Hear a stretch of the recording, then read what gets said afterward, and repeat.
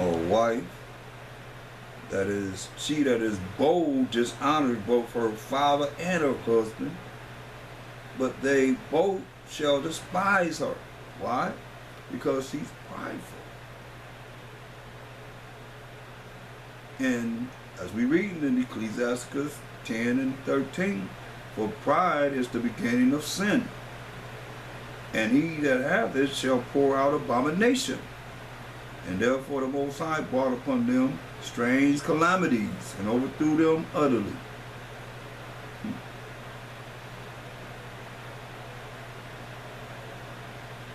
Verse 18, pride is not made for men, nor furious anger for them that are born of a woman. They that fear the Most High are a sure seed, and they that love him an honorable plant. They that regard not the law are a dishonorable seed. They that transgress the commandments are a deceivable seed. See? So it's very important that we see this for what it is. And it says, going back to Ecclesiasticus 22. And I went to Tobit to show you how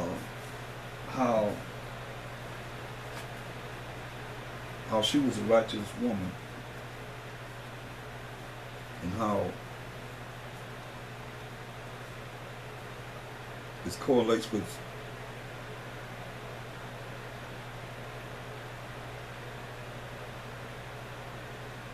what we just read in the wise in verse 4, Ecclesiastes 22 and 4. A wise daughter shall bring an inheritance to her husband, but she that liveth dishonestly is her father's heaviness. A woman, man, it tells you in Ecclesiastes 25 and 13, Ecclesiastes 25 and 13, it says, give me any plague but the plague of the heart, the plague of the mind, and any wickedness but the wickedness of a woman, and any affliction but the affliction from them that hate me, and any revenge but the revenge of enemies. Verse 16, it says, I had rather dwell with a lion and a dragon than to keep house with a wicked woman. The wickedness of a woman changes her face. Remember? The boldness of a woman. That's where you look at 22 and 5. She that is bold dishonors both her father and her husband, but they both shall despise her. See? That's why it's saying. Ecclesiastes 25 and 17, the wickedness of a woman changes her face, and darkeneth her countenance like sackcloth. Her husband shall sit among his neighbors, and when he heareth it, shall sigh bitterly. See, all wickedness is but little to the wickedness of a woman. Let the portion of a sinner fall upon her. This is how it is. He describes this as a climbing up a sandy way is to the feet of the aged. Like you got an old man or woman trying to go up the sandy hill. So is a wife full of words to a quiet man. Say, stumble not at her beauty, at the beauty of a woman. Say, don't stumble at the beauty of a woman, and desire her not for pleasure, for sex. See, a woman, if she maintain her husband, is full of anger, impudence, and much reproach.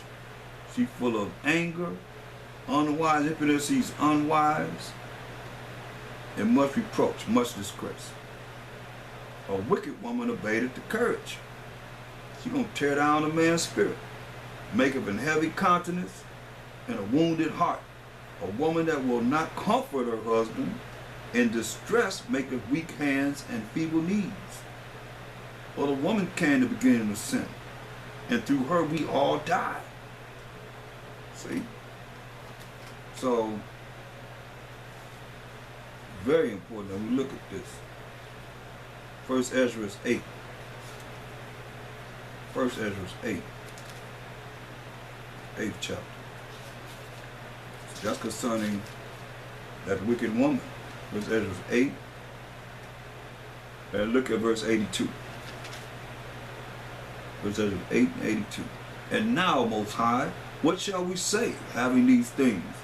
For we have transgressed by thy commandments, which thou gavest by the hand of thy servants the prophets, saying, that the land which ye enter into to possess as an heritage is a land polluted with the pollutions of the strangers of the land, and they have filled it with their uncleanness. Talking about these 7 nations, these 7 so-called Africans or Hamite nations. Therefore now shall ye not join your daughters unto their sons, neither shall ye take their daughters unto your sons. And that interracial marriage is out the window. Moreover, ye shall never seek to have peace with them, that ye may be strong. Is that why we weak? Because we seeking to have peace with them. He say, moreover, ye shall never seek to have peace with them, that ye may be strong and eat the good things of the land, and that ye may leave the inheritance of the land unto your children forever. So what did they do? Look at 90. Behold, now, I'll continue to read down.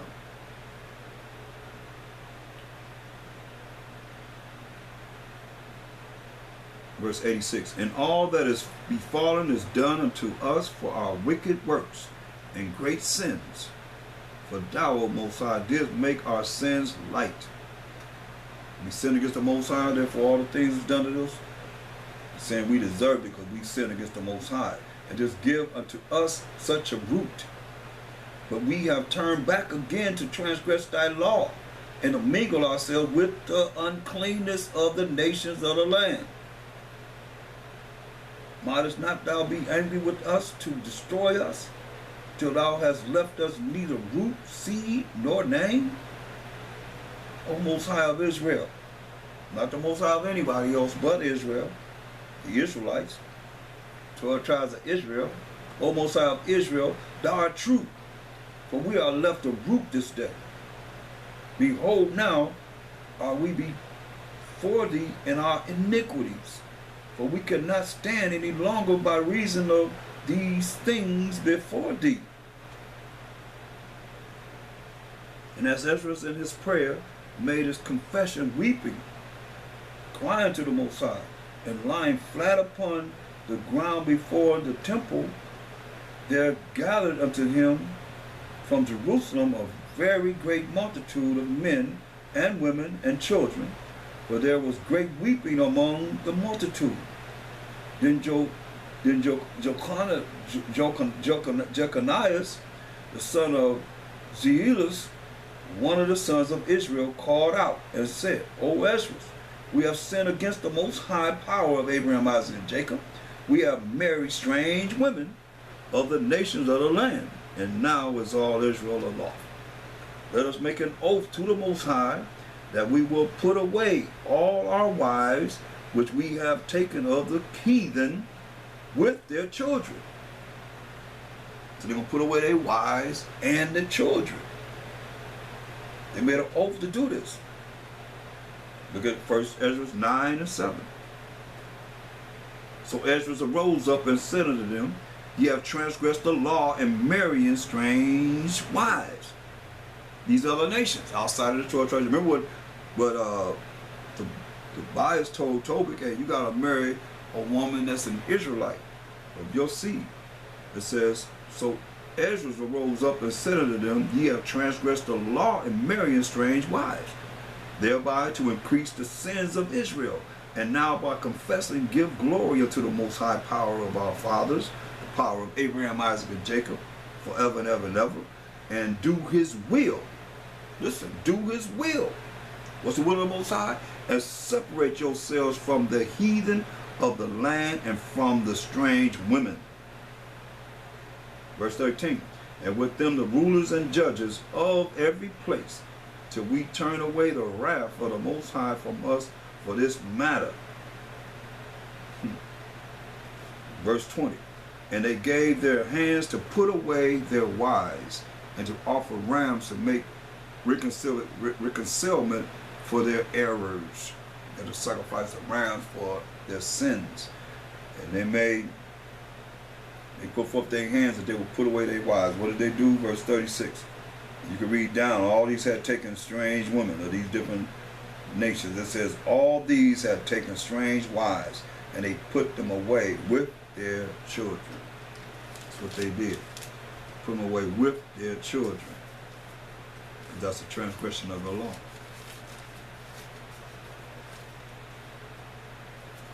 How many are going to be going down behind this in the transgression of the law when it says it's okay, it's all right in this kingdom, do whatever you want to do, right?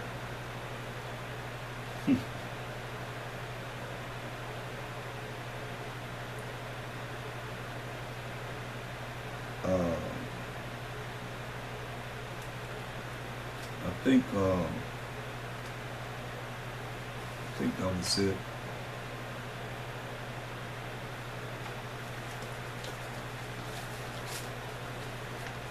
From the question that was asked, 22, 1 to 5, and I'll do the time, but I'll go over it a little bit more if there's more that's needed.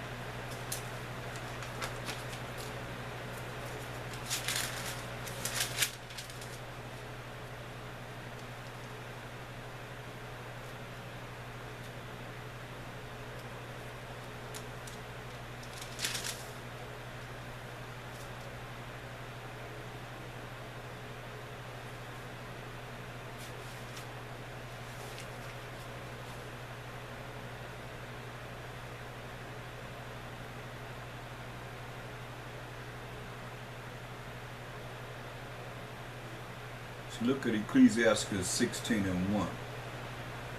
It says, desire not a multitude of unprofitable children, neither delight in unrighteous sons. Though they multiply, rejoice not in them. Don't be glad you have these wicked children, except the fear of the Most High be with them. Except the fear of the Most High be with them. Trust not thou in thy life, in their life. Neither respect their multitude, no matter how many children they have. For one that is just is better than 1,000. You have one child that's just is better than having 1,000. And better it is to die without children than to have them that are unrighteous. That's deep.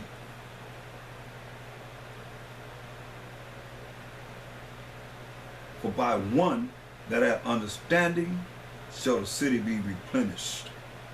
One child that have understanding shall the city be replenished. But the kindred of the wicked shall speedily become desolate. And be rid of them. Many such things have I seen with mine eyes, and mine ear have heard greater things than these. In the congregation of the unrighteous, and if it's your child, whether male or female, a fire be kindled. Shall a fire be kindled? And in a rebellious nation, wrath is set on fire. That's why we got to look at this sincerely.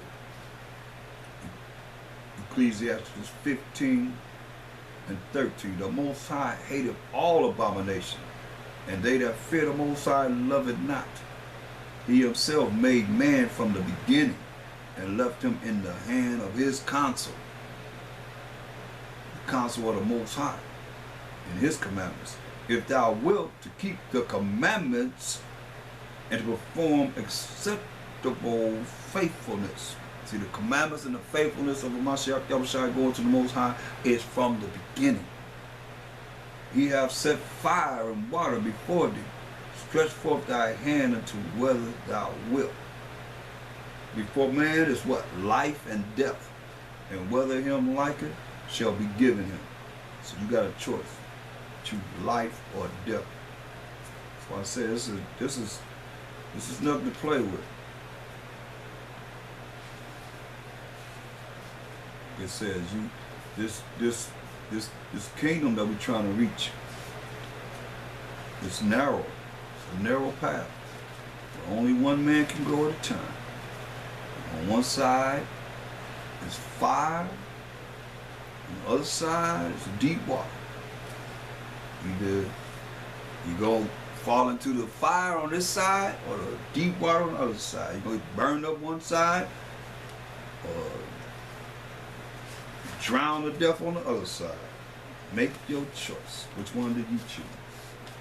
That's the way it is. So,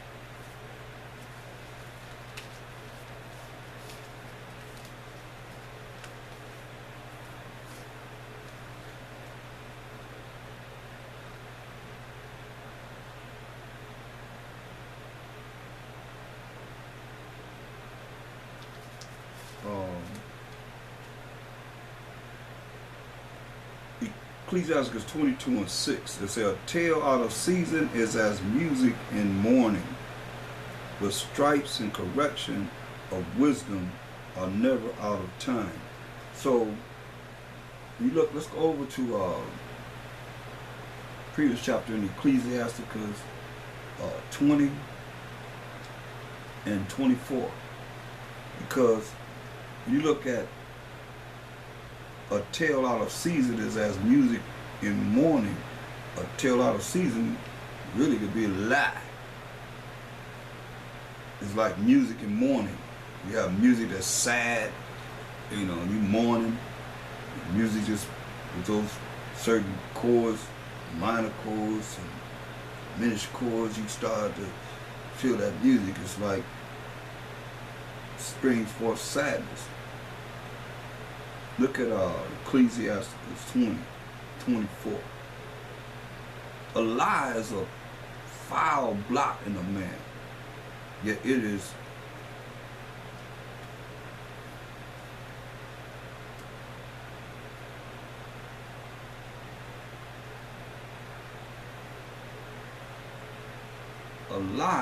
a foul blot in a man, yet it is continually in the mouth of the untaught. A thief is better than a man that is accustomed to lie, but they both shall have destruction in their inheritance.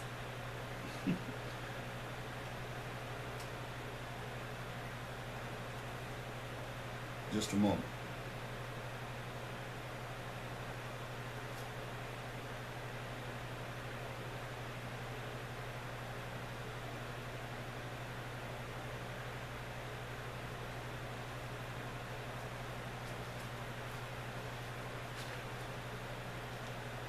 So I'm in Ecclesiasticus 20 and 24.